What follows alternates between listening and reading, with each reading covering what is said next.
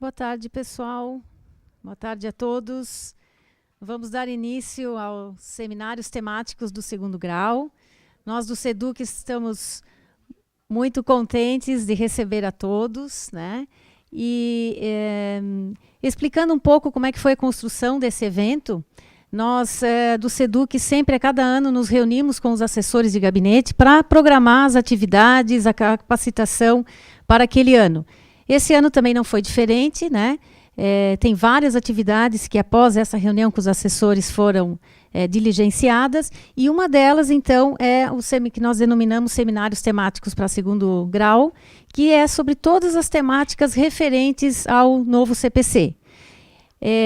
Nós, então, posteriormente, quando delimitamos esse tema em função dessa reunião, se vocês se lembram, nós mandamos uma pesquisa, uma enquete para todos os servidores colocarem quais seriam as demandas, quais seriam os temas referentes ao novo CPC.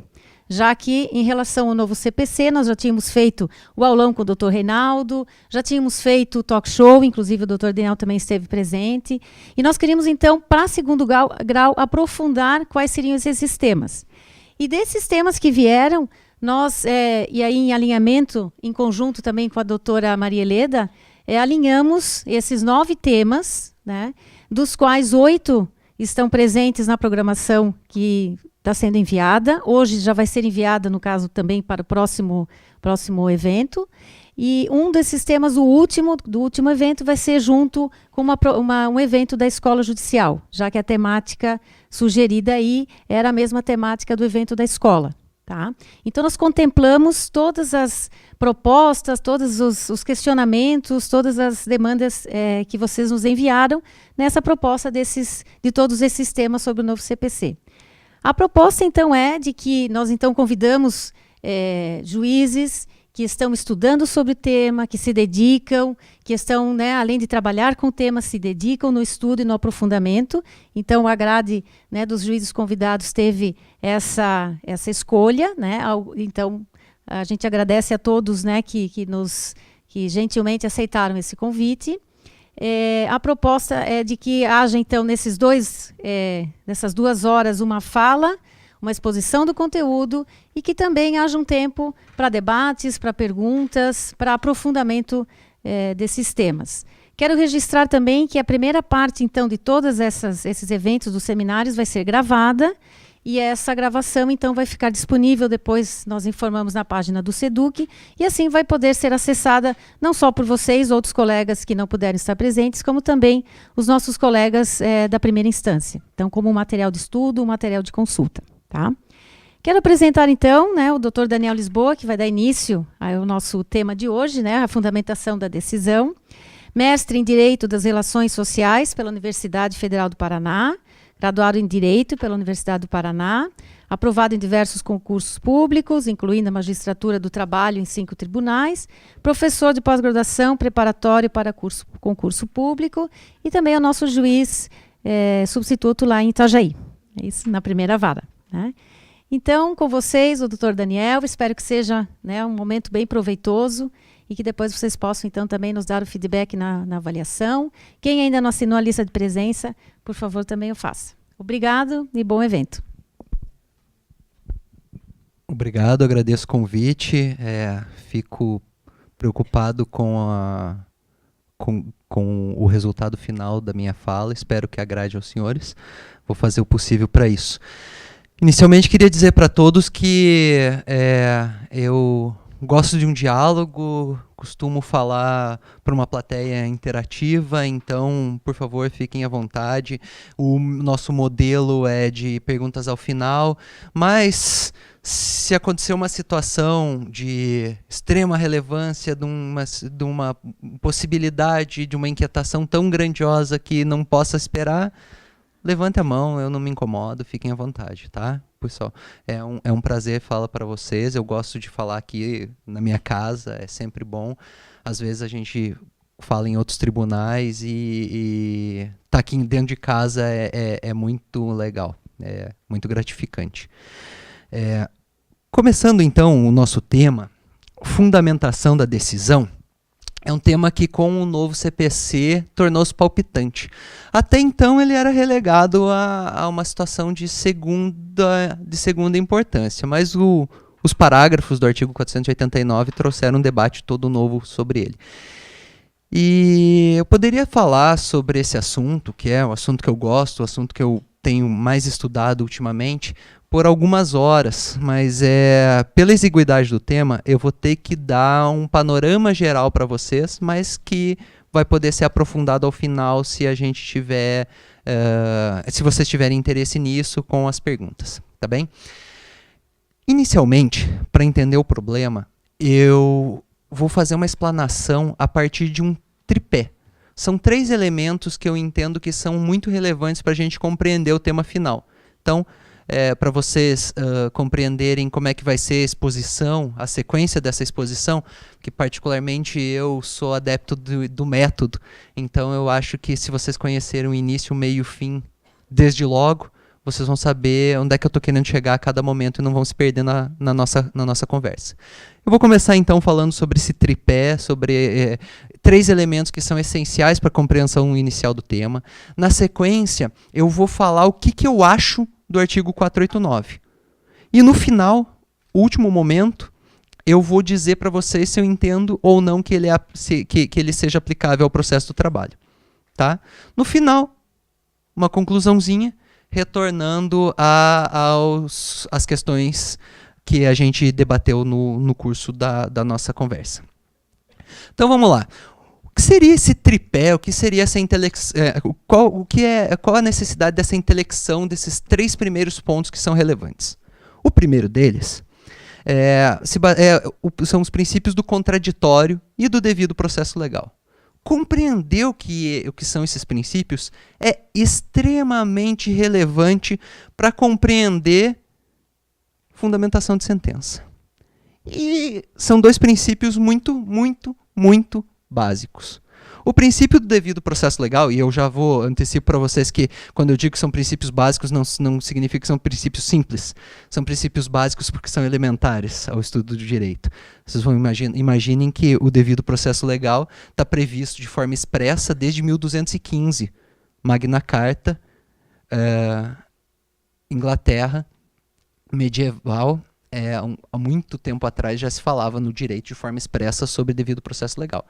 Hoje em dia, claro, vocês sabem que é um princípio que se multiplicou. A gente fala em due process of law no direito anglo-americano, a gente fala em devido processo legal substancial, formal, etc. Mas não interessa muito isso para a gente aqui. O que nos interessa é um conceito mais básico de devido processo legal, que é a possibilidade aliás, é o direito do réu de ser processado por regras processuais pré-concebidas e aplicadas pelo Poder Judiciário. Essa é a concepção mais simplória de devido processo legal. O segundo princípio, que é muito relevante para a compreensão do tema, é o princípio do contraditório. O princípio do contraditório é novo, é recente? Não. Direito romano falava assim, audiatur et altera pars. Era um princípio de direito romano. Temos, então, mais de 2000 anos. O que ele significava? Direito de ter conhecimento do processo e poder reagir ou se manifestar em relação às decisões que lhe são contrárias. Não sei se vocês já leram o Processo do Kafka, mas nesse livro, a partir de uma noção de realidade fantástica, a gente percebe como o princípio do contraditório é interessante. O Joseph Kay é processado por um crime que ele não sabe qual. E ele é levado por uma burocracia que ele não compreende como, até o resultado final, que é uma sentença de morte. Ele não sabe que crime que ele cometeu. Ele não sabe quem o julgou. Ele não sabe nada. E no final, pela força da burocracia, pela incompreensão da burocracia, ele se sujeita à pena. Isso é realidade fantástica. É tão absurdo que a gente não consegue compreender de outra forma. É um livro que o Kafka não sei se queria que fosse editado, porque ele foi editado pós-mortem por um editor que tinha os direitos dele e que entendeu que estava pronto, que aquele livro estava pronto para ser publicado.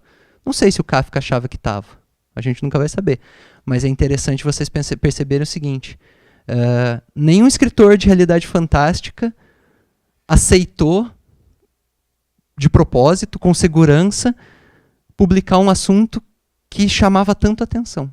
Era tão absurdo, tão impressionante. E olha que ele já tinha publicado um livro de um sujeito que virou uma barata. Mas, enfim, o princípio do contraditório é relevante nesse aspecto. E aí, eu tenho um filhinho de 1 ano, e um amigo meu estava manifestando, me contando o que ele deixa o filho dele mais velho assistir, o que ele não deixa. Porque a gente, quando é pai recente, a gente vai perguntar para os amigos, né, o que pode... O que o teu filho assiste? O que você faz para educá-lo bem? O que você não faz? Enfim. E aí ele me deu uma lista de desenhos que ele assistia. Ele me falou assim, olha, eu gosto que os meus filhos assistam desenhos que eu assistia na minha infância. E aí me deu uma lista. E nessa lista tinha um desenho que, por um acaso ali, eu apertei em um deles e fui olhar. E aí eu me deparei com isso aqui, ó. Desculpa se for ridículo, mas eu escolhi mostrar com autorização. Então, as culpadas, se vocês não gostarem, estão aqui no auditório e podem ser devidamente admoestadas. Que é isso aqui, ó. Não. Ó. Hoje aprendemos sobre a importância de ouvir os outros. Corpo. Um momentinho aí. Um grande erro de Vulcan foi dar ouvidos à maligna sem perguntar a ninguém a sua versão da história. Corpo. Antes de culparmos alguém por fazer alguma coisa, temos que primeiro pedir para ele contar a sua versão da história. Porque às vezes nos enganamos sobre quem culpar. Corpo. Ouça sempre o que outras pessoas têm a dizer. O que você quer, mentor? O jantar está pronto.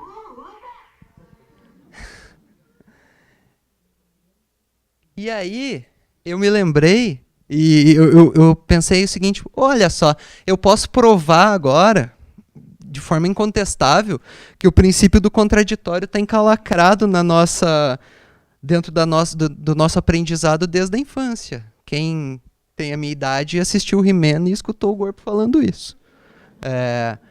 Ouça os outros. Isso é contraditório. Na forma mais básica, como eu comentei com vocês. Então, olha lá. O contraditório e o devido processo legal, pessoal, eles estabelecem, a partir de seu conjunto, um método de debate. Um método de debate para o processo. E esse método de debate é o método dialético. Um método que existe desde da antiguidade clássica e que foi estabelecido de forma muito relevante para o processo. Por quê? Porque ele é concebido a partir de uma ideia de busca da verdade a partir da negação. Contraditório, negação. As palavras têm tudo a ver. Então, esses princípios processuais, que vocês sabem, são fundamentais, estão na Constituição Federal. A gente conhece desde que é criança, está dentro do realismo fantástico como algo relevante. Eles estabeleceram, ou seja, eles são absolutamente fundamentais para o processo, eles estabeleceram um método de debate, método dialético, que é o método que a gente utiliza no direito para a busca da verdade. E como é que a gente faz? Da seguinte forma, a gente tem uma tese, que é a petição inicial. A essa tese se contrapõe uma antítese, a sua negação, a contestação. E no final, o processo que nós juízes fazemos, que vocês assessores minutam, é o processo que seria a síntese desse método, a sentença, o acórdão, enfim, a decisão. Observe então que o método está estabelecido. Esse é o primeiro tripé. O primeiro pé do tripé, não é o primeiro tripé. O segundo pé desse tripé, pessoal, é a necessidade da gente compreender uma técnica de julgamento. E para compreender essa técnica de julgamento, vocês já conversaram com o professor Tiago, que vem aqui falar sobre fundamentação, meu amigo, e ele apresenta para vocês um método que ele gosta e que eu também adoro, que é aquele baseado nas obras do professor McCormick, escocês. Eu não tenho tempo para explicar a miúde como é que esse método, essa técnica de julgamento é aplicada. Mas eu vou tentar, en passant, falar alguma coisa para vocês. Veja bem, tudo começa, a argumentação mais simples, mais básica, que se pode pensar numa decisão judicial, é uma técnica dedutiva, racional, baseada num raciocínio silogístico. Como é que ela se forma? A partir da apreensão de uma premissa maior, uma premissa menor, que leva a uma conclusão. A premissa maior é a lei. A premissa menor são os fatos. A conclusão é a consequência jurídica disso. Então, esse sistema de decisão, de apreensão de fundamentação racional, me parece que é o mais singelo e é excelente, porque exclui a subjetividade. E a gente vai escutar na sequência que uma decisão com menos grau de subjetividade é uma decisão mais socialmente aceitável. Quanto mais imbricada a decisão com conceitos, com questões subjetivas do julgador, pior para o resultado final. E essa ideia de silogismo, então, essa ideia desse raciocínio silogístico, ele acaba sendo extremamente importante pela sua simplicidade. Vamos dar um exemplo da nossa vida concreta. Está lá na Constituição Federal. Trabalhou mais de 8 horas, tem direito a hora extra. Singelo. Qual que é a premissa menor? O autor trabalhou 10 horas. Qual que é a conclusão? A ré tem que pagar-lhe 2 horas extras. Acabou. É simples, é singelo e é absolutamente suficiente. Tá? Por que eu acho que a gente tem que cuidar, a gente tem que evitar uma decisão que não seja simples? Porque as complexidades, elas vêm até o juiz. Elas são trazidas ao juiz porque os fatos sociais são muito impressionantes e novos e estão em ebulição e a lei não consegue alcançá-los. Então, dentro dessa técnica do McCormick, a partir dessa noção de silogismo, a partir de argumentação racional de raciocínio silogístico formal, a gente pode ter de cara problemas em 2 esferas. A gente pode ter complexidade na esfera do direito ou complexidade na esfera dos fatos. E o juiz é instado a resolver esses problemas. Então, vejam lá, dentro desse modelo que o McCormick chama de justificação por dedução, a gente pode ter um problema na premissa normativa. Lembram lá que eu falei para vocês, a premissa maior? Então, a gente pode ter um problema na premissa normativa. Esse problema na premissa normativa pode ser de 2 matizes. A primeira, a gente pode ter um problema de interpretação. Quando que isso acontece? Quando a norma não é clara. Quando a norma não é clara, então, incumbe ao julgador expor qual é o sentido da norma. Ou seja, na fundamentação, ele resolve um problema na esfera da premissa normativa. Na esfera, então, para explicar o que aquela norma significa. E, a partir dessa explicação, poder resolver o caso concreto. Tá bom? Como é que a gente faz isso no direito do trabalho? Tem um princípio que é só nosso. Quando uma norma tem mais de uma interpretação, como é que a gente resolve? Alguém falou certo aí. Indúbio pro operário. Observem. Indúbio pro operário serve para resolver problemas na esfera normativa. Jamais na esfera fática. Na esfera normativa. Então nós temos mais de uma interpretação para a mesma norma. Qual a interpretação, qual o sentido nós vamos dar a essa norma? Aquela que for mais favorável ao empregado.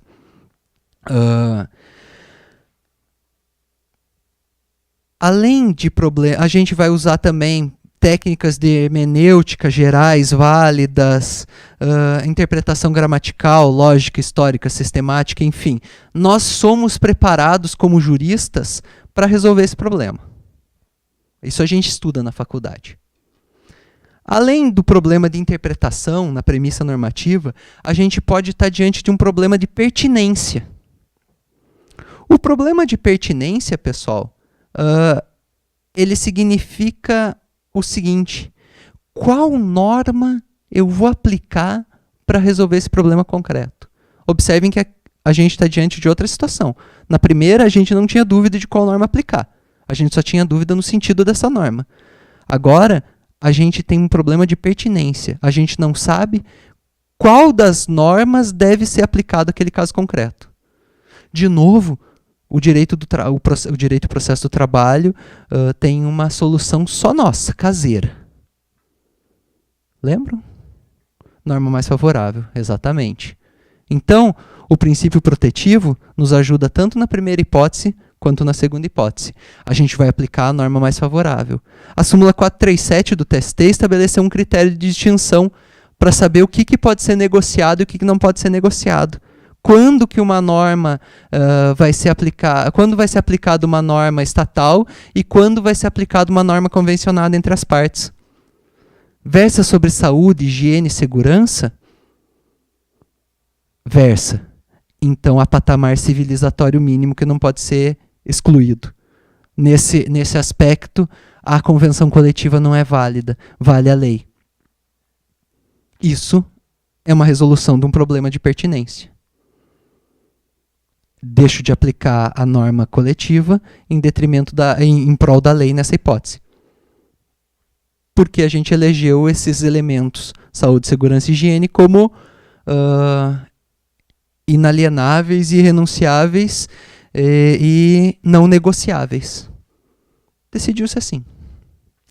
É um exemplo. A gente tem muito aqui no direito do trabalho colisão de normas. Especialmente quando a gente pensa em direito coletivo do trabalho com a tipificação mínima do direito individual do trabalho. A gente aprende isso na faculdade e a gente sabe resolver. Nenhuma novidade. Talvez o nome seja novidade. Agora, o que é? Nenhuma novidade. Nós podemos ter também, pessoal, problemas agora não mais na esfera normativa, mas na premissa fática. A gente já superou a primeira situação. A gente já decidiu qual norma a gente vai aplicar. Resolvermos os problemas de pertinência, resolvemos os problemas de interpretação da norma. A norma a gente já sabe qual aplicar. Agora a gente vai para a definição da premissa fática. Essa aqui é terrível. É terrível porque ela pode gerar dois problemas. O primeiro é o problema de prova. E quando a gente chega num problema de prova, estava até conversando no corredor aqui agora com o desembargador Manzi, a gente foge da esfera da argumentação dedutiva. E a gente faz, e todos fazemos, tem que se fazer uma meia-culpa, uma argumentação absolutamente retórica para a decisão, para a escolha da prova que nós temos como melhor. Observe qual é o problema de prova. O problema de prova é definir se, num dado processo, existe prova suficiente para carimbar um dado fato como verdade processual. Porque a realidade aqui entre nós que já somos da prática do direito, não só teóricos, a gente pode falar sem medo de errar que a verdade processual não é a verdade material. A verdade material, ninguém sabe. Ela se perdeu no espaço e no tempo. Nós temos um arremedo de verdade material. A gente busca como utopia a verdade material, mas a gente estabelece no processo a verdade processual. E o estabelecimento dessa verdade processual é muito difícil. Porque não existe hoje, na técnica de direito tupiniquim, fora do Brasil tem, aqui não, uma sistematização científica de formas de avaliação de prova.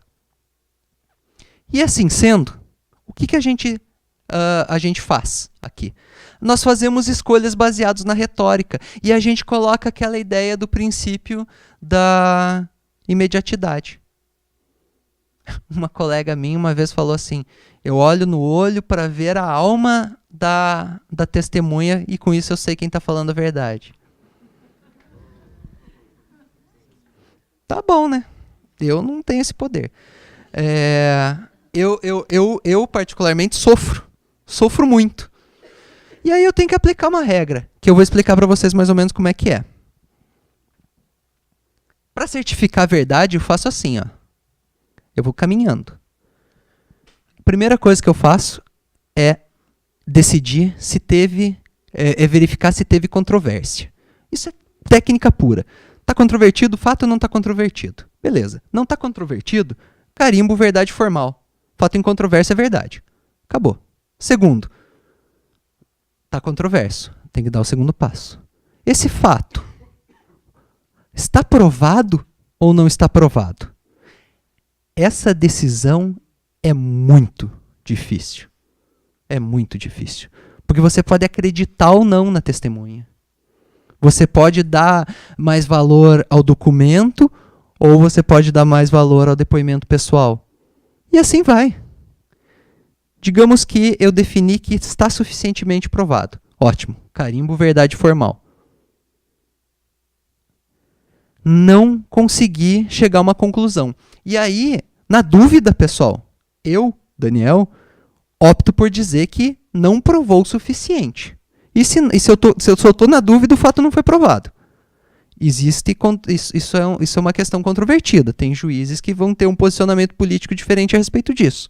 Absolutamente corretos. Estou dizendo a minha opinião sobre o fato, sobre a situação. Estou na dúvida. Não provou suficiente. Não provou suficiente, eu tenho mais um passo, eu dou mais um passo, e aí eu exerço de forma absoluta a aplicação de técnica processual novamente. De quem é o ônus? Isso aí é técnico.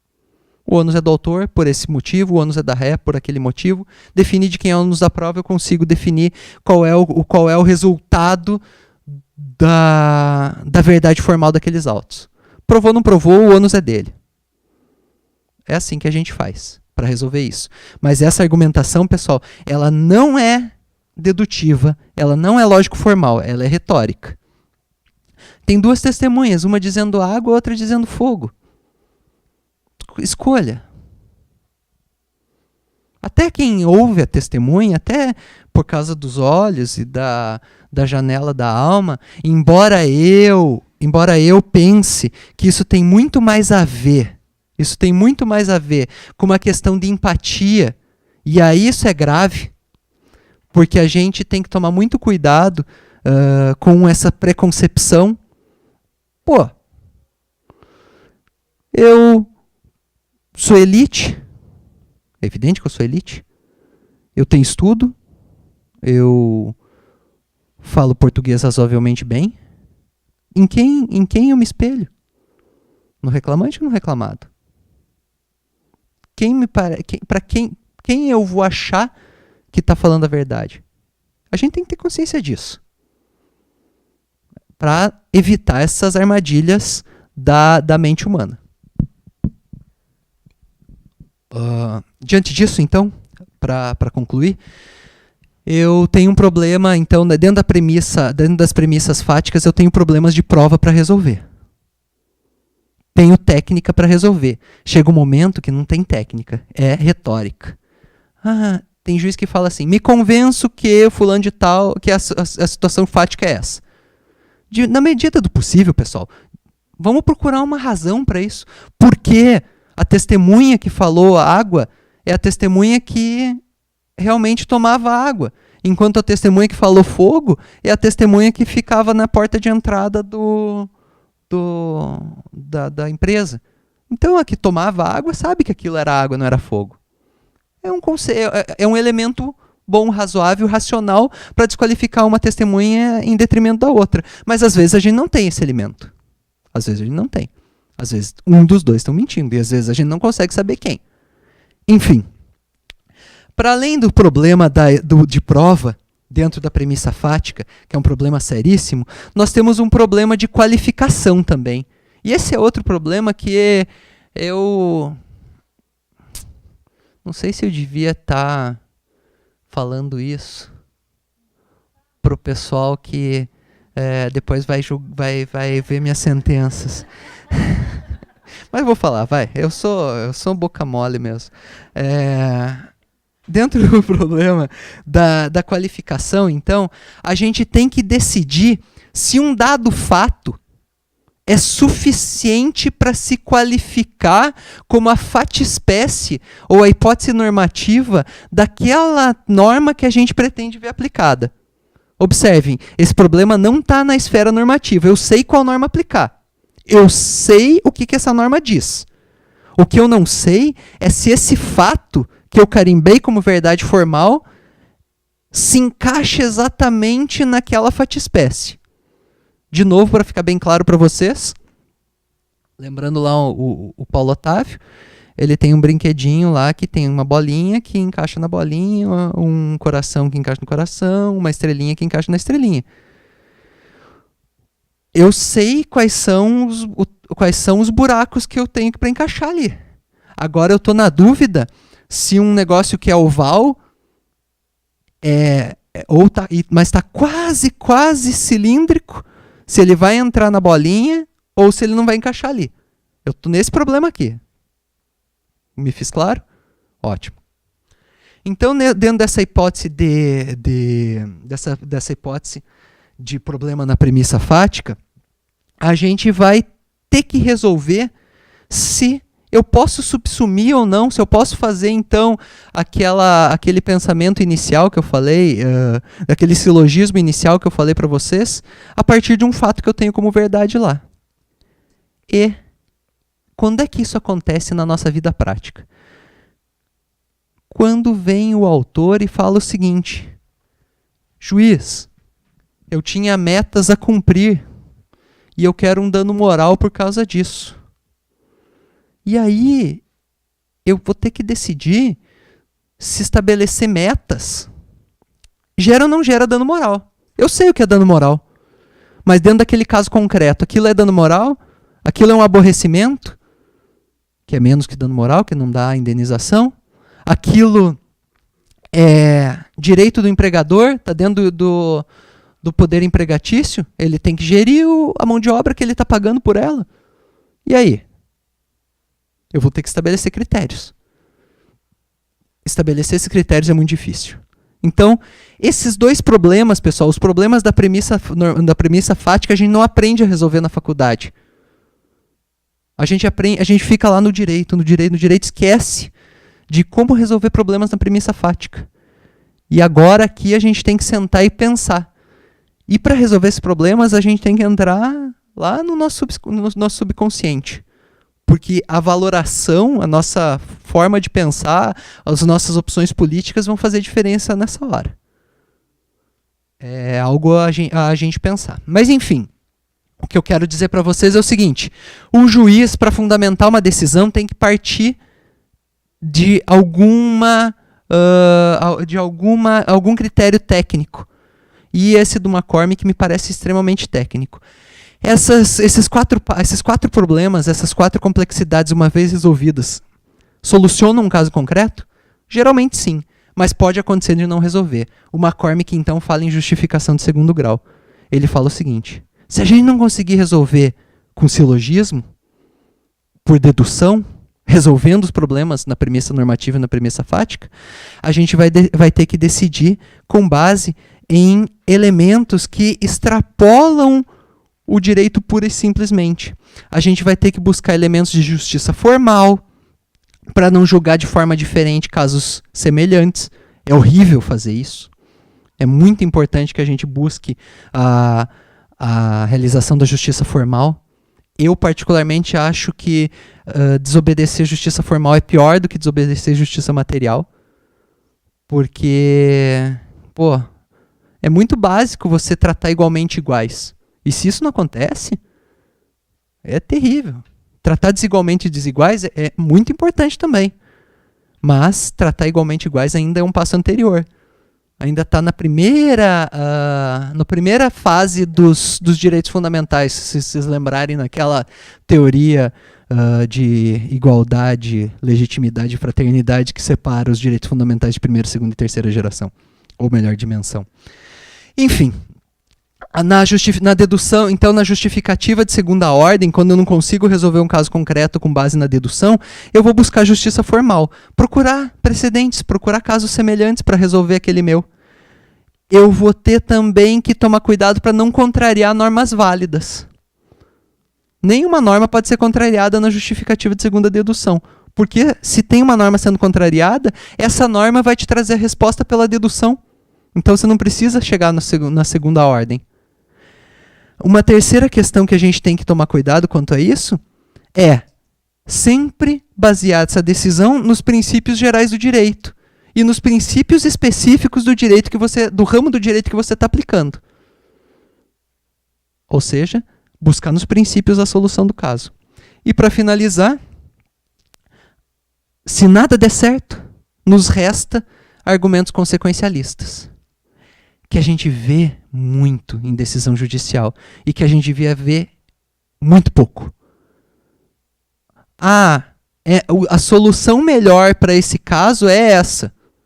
Porque senão, é consequencialismo. Porque senão o Estado vai quebrar. Porque senão o empregador vai ter que fechar a empresa. Porque senão não importa. Na grande maioria das vezes. É a última ratio da gente para o julgamento. Porque o juiz não pode fazer non licet. Eu queria ser juiz romano. Eu queria ser pretor. Eu não posso, infelizmente. Porque nasci fora da época. Mas o pretor andava com o pessoal segurando um cajado e ele tinha direito de mandar bater em quem ele quisesse com o cajado. Isso é legal pra caramba.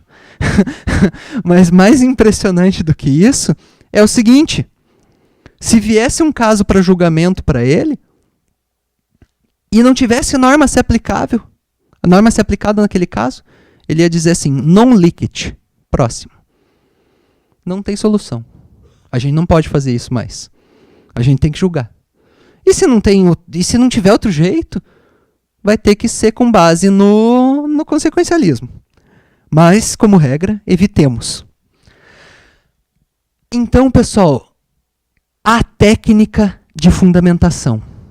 Há formas de se pensar, de se racionalizar a fundamentação.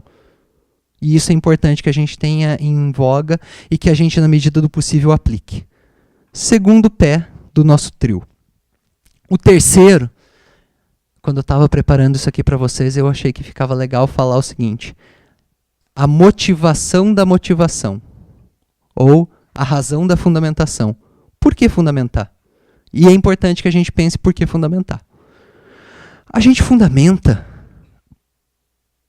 para ter dois efeitos. O primeiro é endoprocessual. Nós precisamos gerar coisa julgada, nós precisamos resolver o caso concreto, nós precisamos estabelecer os limites da condenação jurídica.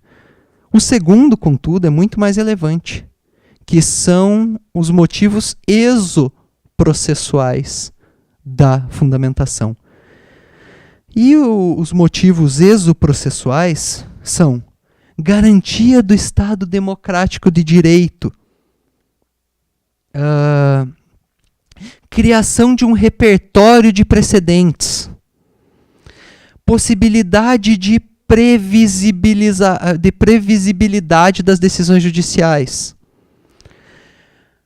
demonstração de inteligência e imparcialidade no julgamento, para que as decisões não sejam levianas, não sejam baseadas no querer ou por interesses alheios à justiça.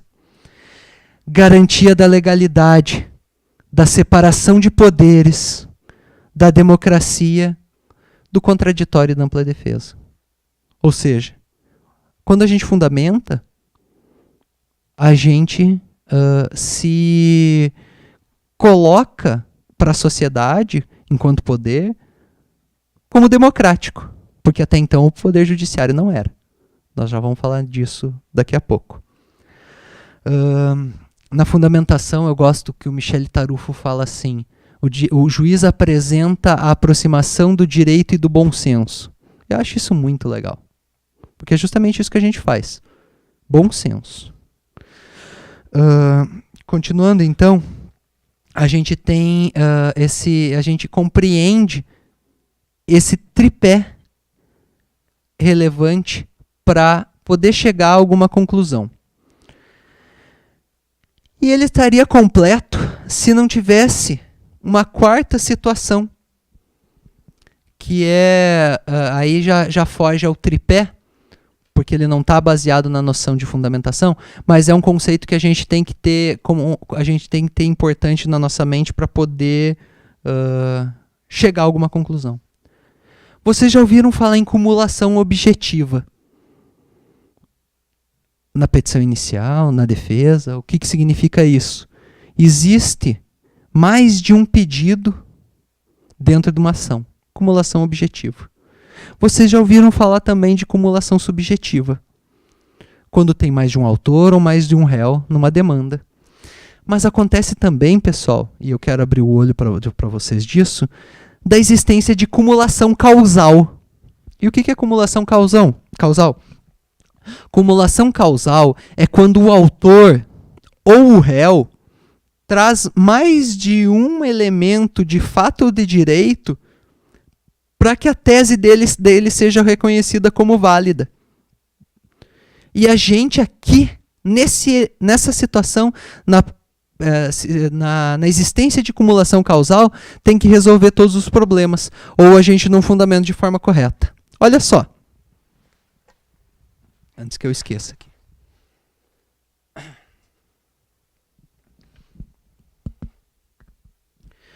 O autor, na petição inicial dele, ele diz assim, ó: se 1, então, resultado é X. Se 2, então, resultado é X. Por dois motivos diferentes, de fato ou de direito, eu tenho que ter a consequência X. Tá bem? E aí, acontece, porque eu já vi, porque eu já fiz provavelmente, ninguém é perfeito, de na minha fundamentação eu dizer o seguinte: não houve um, não um, logo, não X. Tchau. E o 2? Faltou fundamentação. Isso aqui pode acontecer na defesa também. O réu, o autor, não tem direito a X pelo fato 1 e não tem direito a X pelo fato 2. Eu tenho que me manifestar sobre os dois fatos, ou sobre as duas situações. Se eu não me manifestar sobre uma delas, eu não fundamentei adequadamente minha decisão. Cabe embargos. E daí, os juízes começaram a decidir assim: o juiz não tem que responder. Como é que eles falavam? Tanto que eu não fazia porque eu não sei como é que falava exatamente. O juiz não tem que preencher questionário pelas partes. A sentença está devidamente fundamentada. Indefiro os embargos, multa por litigância de má-fé. Tá? Mas não falou, cara. Me desculpe, mas a sentença não está fundamentada. Faltou. Porque ele não percebeu que houve cumulação causal. Tá? Vamos dar um exemplo prático da nossa vida aqui? Olha só. Autor. Trabalhava 10 horas por dia, que era hora extra. Réu. Era externo. E não laborava mais que 8 horas. 2 elementos para o não no X. Qual que é o primeiro elemento? Externo. Qual que é o segundo elemento? Não trabalhava 8 horas. Basta o juiz afastar a situação dele ser externo? Ou basta o juiz dizer que ele trabalhava mais de 8 horas? Não, tem que falar os dois. Só um exemplo rapidinho do que eu quero que vocês tenham em mente para conseguir chegar a alguma conclusão. Então nós temos aquele tripé que eu mencionei para vocês, e agora eu sei que existe cumulação causal, para além da cumulação objetiva e subjetiva na demanda. Veio um novo CPC. E aí, pessoal, a gente veio numa fase que vocês sabem tão bem quanto eu, em que o Poder Judiciário está sendo atacado. Hoje, a gente vive uma fase negra do Judiciário. A gente sabe disso. O novo CPC, ele foi pensado por advogados. E diante disso, foi feita uma opção legislativa, que podia ter sido diferente. Mas foi feita uma opção legislativa por impor ao magistrado que a decisão se faça de forma fundamentada a partir de um padrão pré-estabelecido pela lei. Antes, a gente tinha artigo 93 da Constituição Federal. As sentenças devem ser fundamentadas, ponto. Agora, a gente tem o artigo 93 da Constituição Federal regulamentado. Regulamentado. A fundamentação é importante, a gente já estudou isso. A gente já falou disso. Com a fundamentação, o Poder Judiciário deixa de ser aristocrático, porque o Poder Judiciário traz seus membros, recruta seus membros na sociedade por concurso. Vem os melhores. E passa a ser democrático, porque ele mostra os motivos para uma dada decisão. Então, ele tem uma relevância muito grande. Mas aí, o legislador optou por fazer a regulamentação do que seria, de como fazer essa situação tão importante no parágrafo do 489. Ih, era para estar aqui. Só um minuto. Viu. Aqui, olha lá. E aí vem o 489 nos seus parágrafos para explicar o que é fundamentação. Vamos estudar isso aqui.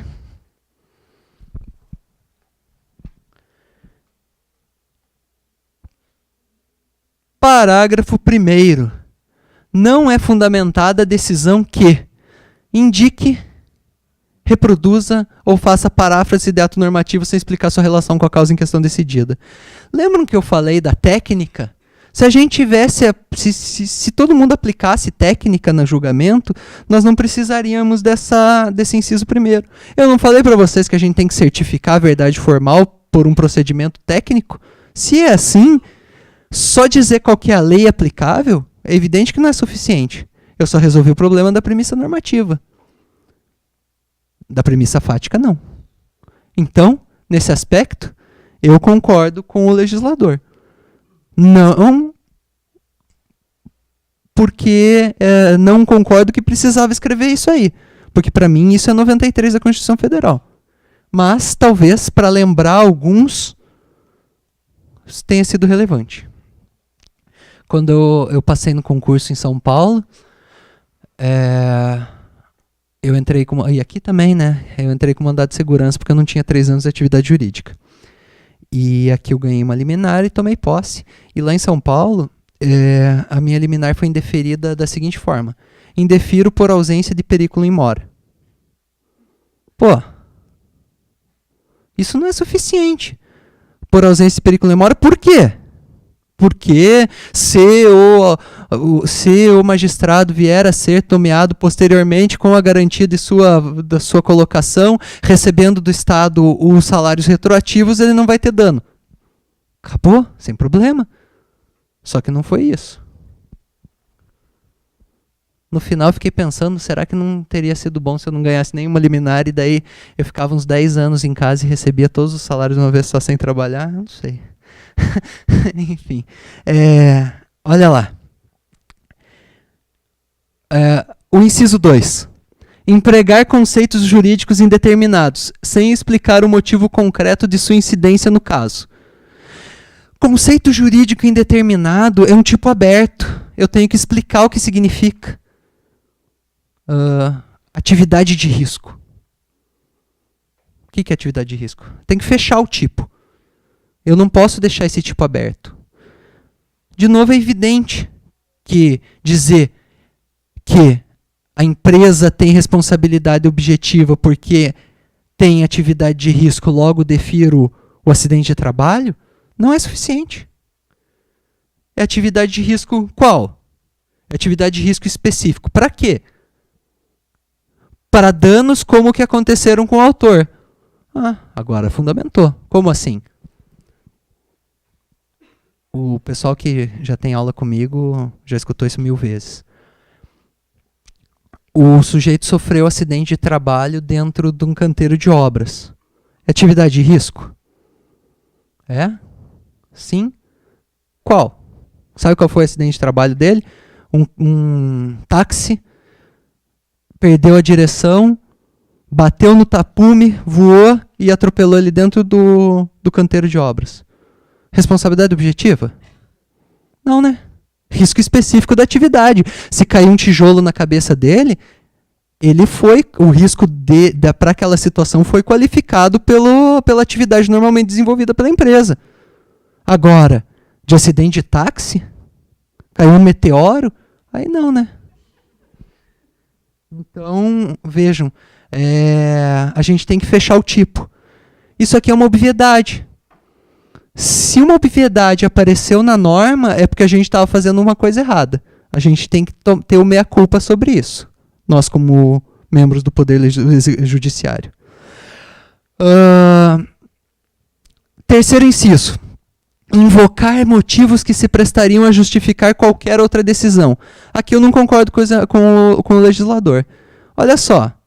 Se eu já estabeleço que o meu método impõe a certificação da verdade, e essa certificação da verdade só pode ser individual, porque cada processo tem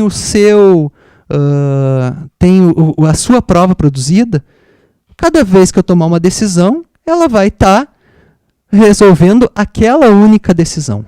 O que eles quiseram dizer, na verdade, aqui, pessoal, é que a gente não pode usar macro sem adaptar a macro ao caso real. E, infelizmente, às vezes acontece isso, especialmente para resolver preliminares processuais. Aí a gente está errado de novo. Se não, não. Ctrl+C, Ctrl+V, não pode mais. Está escrito ali. A gente tem que fazer uma ligação para o caso concreto.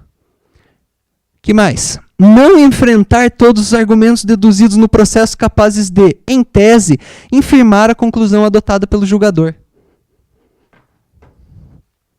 Está falando aquilo que a gente disse. O quarto elemento da aula. Concordo, está certíssimo. Isso é um absurdo. Já ouviram isso? Essa história de fundamentação exauriente vai impedir o Poder Judiciário. Acabou o Judiciário. Calma, pessoal. Sempre foi assim, artigo 93, não mudou nada. Não são todos os fundamentos, são os fundamentos que podem infirmar a conclusão adotada pelo julgador. Ou seja, quando eu estabelecer naquela acumulação causal um imperativo absoluto, eu não preciso rebater os outros argumentos, porque eles não infirmam a minha conclusão inicial. Digamos que nesse nosso exemplo aqui, o juiz diga não só C1 igual a X, ele diz o seguinte, sempre que... Isso aqui é absoluto, tá? O resultado é X. Acabaram as teses de não 1, não 2, não 3, não 4, não 5. O que eu quero dizer com isso? Que quando a gente tem cumulação causal simples, a gente tem que conhecer todas. Agora, se na fundamentação a gente traz uma razão que, por ela mesma, torna prejudicado todos os demais argumentos da defesa, eu não preciso dizer que não.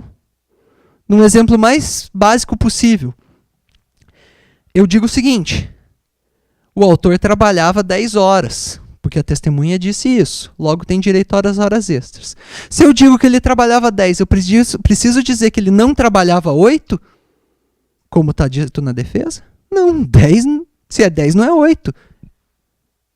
Está diretamente infirmada uma tese a partir da outra. Então, pessoal, eu não me assusto com essa ideia de fundamentação exauriente, não. Para mim, isso aqui é o conteúdo do artigo 93 da Constituição Federal, se eu sei o que é acumulação causal. Professor, mas na prática é muito difícil, numa petição com 26 pedidos, encontrar todas as causas de pedir de fato e de direito para resolver.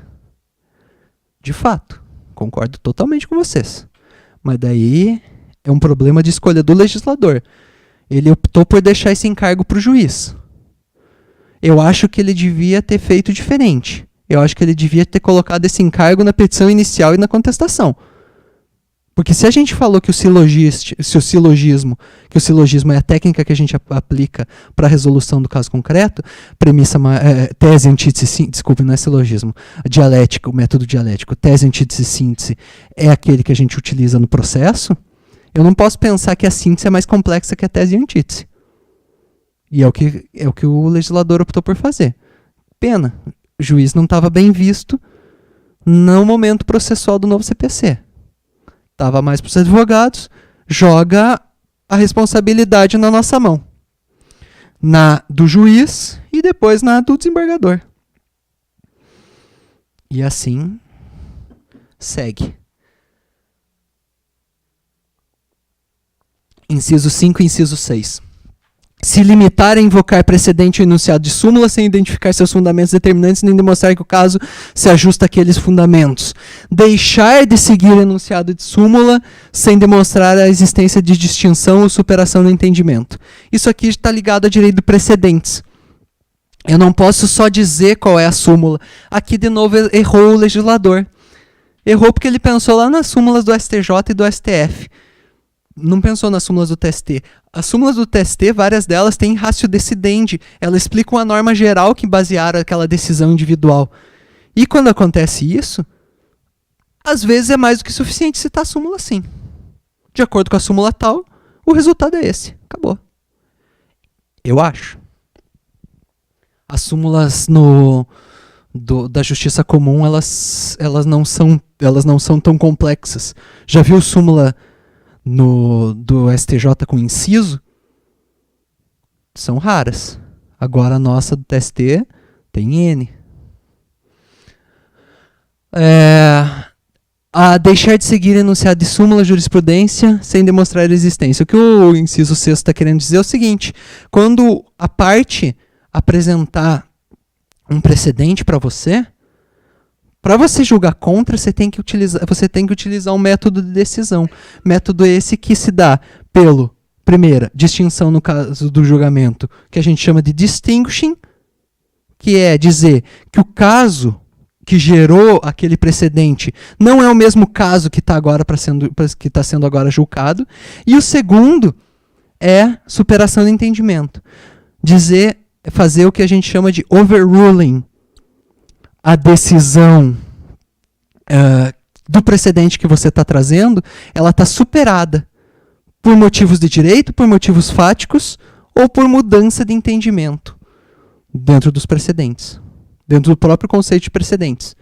É uma técnica que o legislador impôs ao juiz. Buscando o quê? Buscando, nesse caso, a aplicação da justiça formal. Ora, estou trazendo aqui um caso análogo.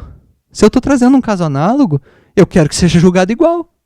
Justiça formal. Dar aos iguais o igual. Básico. Vejam, isso significa que as súmulas, as jurisprudências, os precedentes se tornaram se transformaram em norma? Não. A gente não está no sistema da common law, a gente está no sistema da civil law. Não é norma.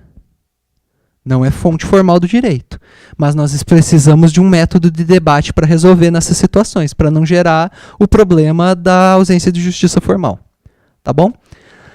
Parágrafo 2º diz o seguinte: no caso de colisão entre normas, vamos justificar o objeto e os critérios gerais de ponderação, enunciando as razões que autorizem a interferência na norma afastada e as premissas fáticas que fundamentam a conclusão. O que isso significa?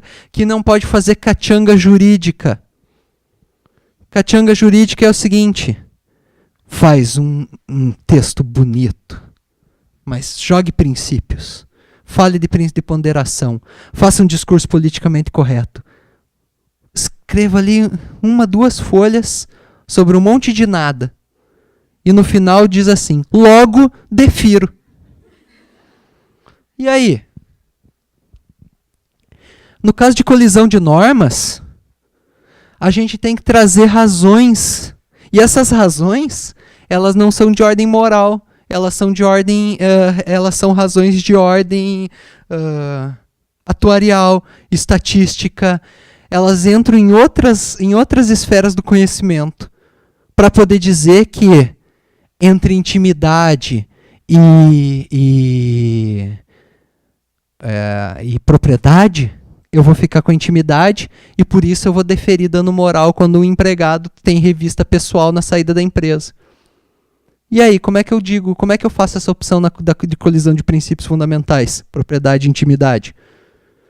Faço a partir de uma apresentação de uma razão. Razão essa que não está no direito. Qual? Câmera, amigo. Se você tem outro meio de garantir tua propriedade sem atacar a intimidade, use e não ofenda. Se você optou pelo mais barato, que é revistar o teu empregado na saída, paga a compensação por dano moral. Isso é uma razão de interferência de uma norma afastada. Tá? O parágrafo 3º é uma regra de interpretação. Que essa, de fato, é bem interessante, sempre baseado na boa-fé. Olha só, pessoal. A gente já sabe o que é o 489.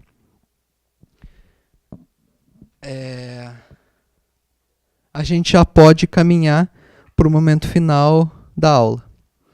Isso aí tudo é aplicado ao processo de trabalho? Vamos ver. Como é que eu vejo isso? Primeiro, o processo do trabalho é um ramo autônomo do processo? Me parece que sim. Por quê? Um conjunto de regras próprias, princípios próprios. Se banco da faculdade tem aula de processo do trabalho. Enfim, hoje a gente pode pensar que é uma ciência autônoma. Tem princípios próprios. Quais princípios? Princípios muito importantes, como celeridade, simplicidade, oralidade, função social do processo do trabalho, o Mauro Schiavi fala.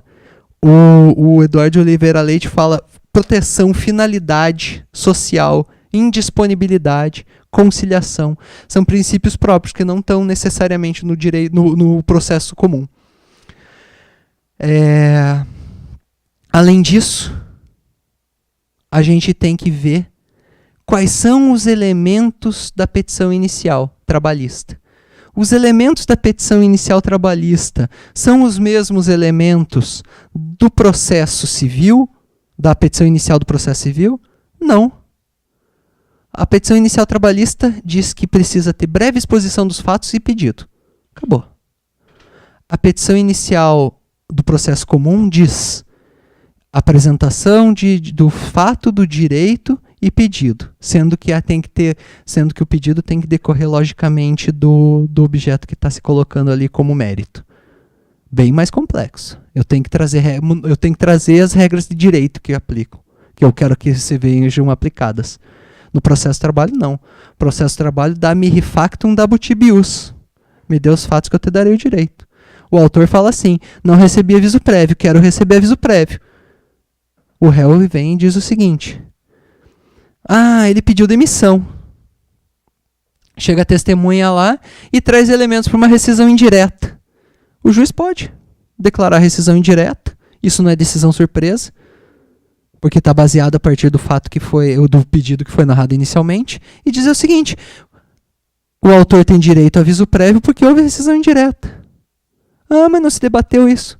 No processo do trabalho não precisa trazer o elemento de fato, eu tenho que trazer o pedido, cumprir a parte que queria se defender, imaginar quais são as normas que podem gerar aquela consequência jurídica pretendida e se defender delas.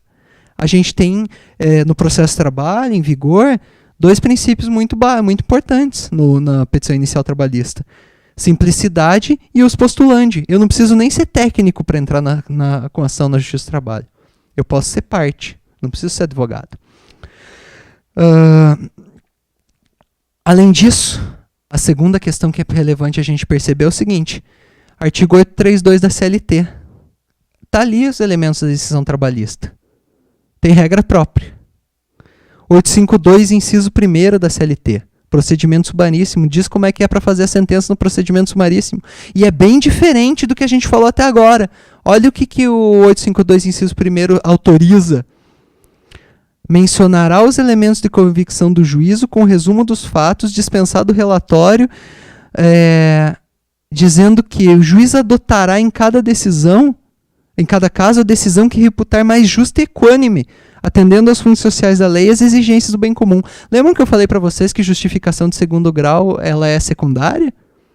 No sumaríssimo, parágrafo 1º do 852, inciso 1 diz expressamente o contrário. Não. Primeiro, bem social. Primeiro, decisão mais justa e equânime. Vamos buscar os fins sociais da lei. Depois, a gente se preocupa com a lei em sentido estrito. Isso demonstra uma antinomia muito evidente com o que a gente está vendo ali. Se eu vou buscar justiça, padrão de justiça, para que eu vou fazer distinguishing e overruling? Como é que eu vou fazer distinguishing e overruling se o autor não é advogado? Ele não me provoca isso. Quando é que a aplicação do processo do trabalho, quando é que há aplicação no processo do trabalho das normas processuais vigentes? Artigo 769 da CLT. Quando houver compatibilidade e omissão. Tem omissão? Acabei de dizer que não. Tem compatibilidade? A gente viu os princípios. Também não. Há uma norma, inclusive, do sumaríssimo, que é absolutamente antinômica, não sei se pode falar assim, é uma antinomia absoluta entre a autorização de julgamento no segundo grau dos processos sumaríssimos que não precisam de acórdão com a questão de invocar motivos que se prestariam a justificar qualquer outra decisão. Ora, se a decisão de primeiro grau é outra decisão, simplesmente invocá-la para manter está absolutamente em sentido contrário. E há expressa previsão no processo de trabalho para que isso se faça. Concluindo, pessoal, a argumentação jurídica é algo que, infelizmente, a gente não estuda no banco das faculdades. Deveria fazê-lo. Fora do Brasil, as pessoas se estuda debate, por exemplo, desde o primeiro grau, segundo grau. Aqui não.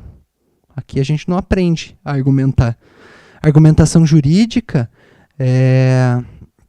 ela, como matéria, deveria nos permitir aferir a força, a razoabilidade, a fraqueza de cada uma das fundamentações que a gente enxerga na petição inicial e na contestação. E, com isso, escolher os melhores e os piores argumentos para cada caso concreto.